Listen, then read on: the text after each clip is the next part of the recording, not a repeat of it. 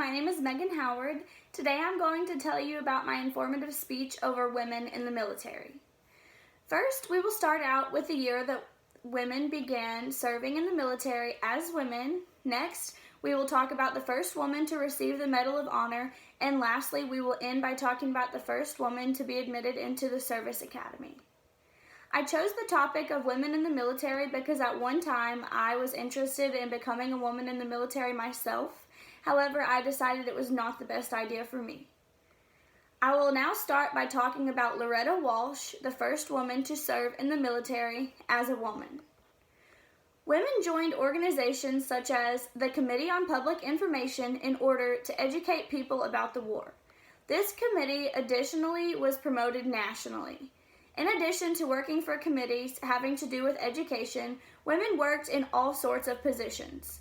Many women became part of the YWCA members and went abroad, overseas to help soldiers.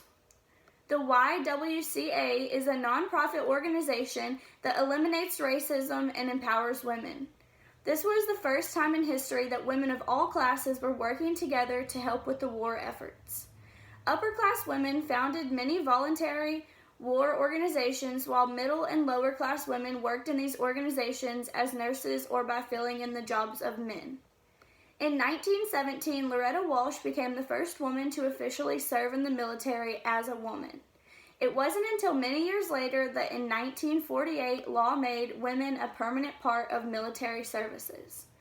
In Serbia, a few individual women played key roles in military. Scottish Dr. Elise Ingalls coordinated a retreat of approximately 8,000 Serbian troops through Romania and revolutionary Russia, up to Scandinavia, and finally onto transport ships back to England.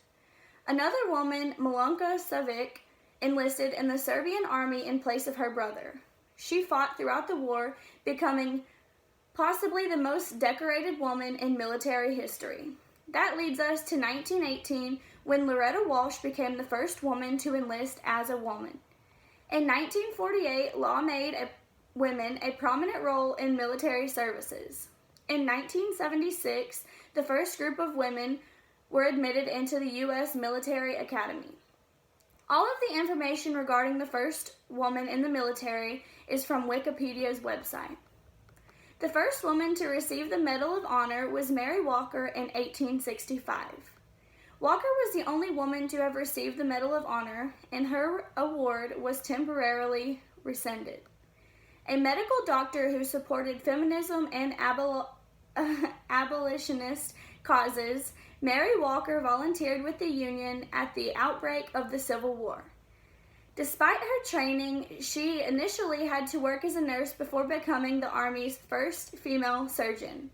Known to cross enemy lines in order to treat civilians, she may have been serving as a spy when Confederate troops captured her in the summer of 1864. Walker was later released as a part of a prisoner exchange and returned to duty.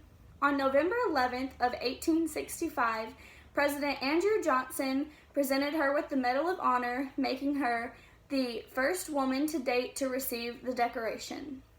In 1917, the Army changed its eligibility criteria for the honor and revoked her awards of 9/11 non-combatants, including Walker.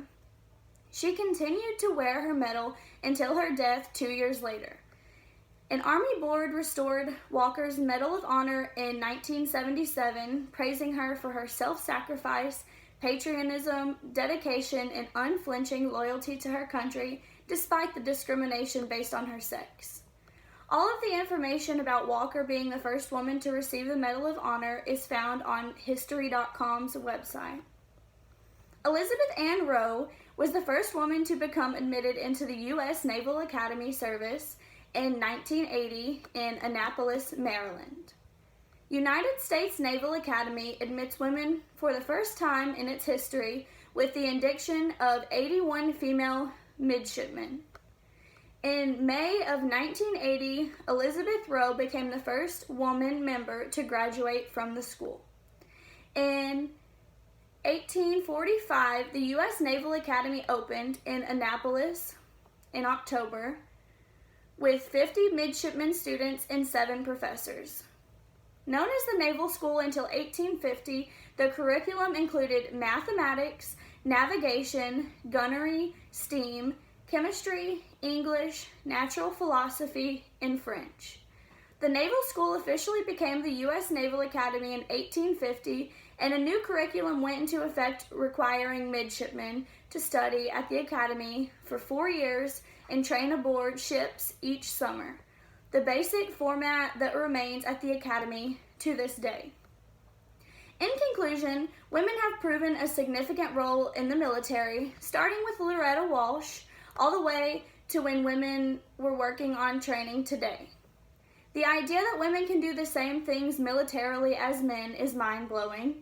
To see how successful our U.S. military is today, with men and women, should make our country proud to have accepted both genders into the service.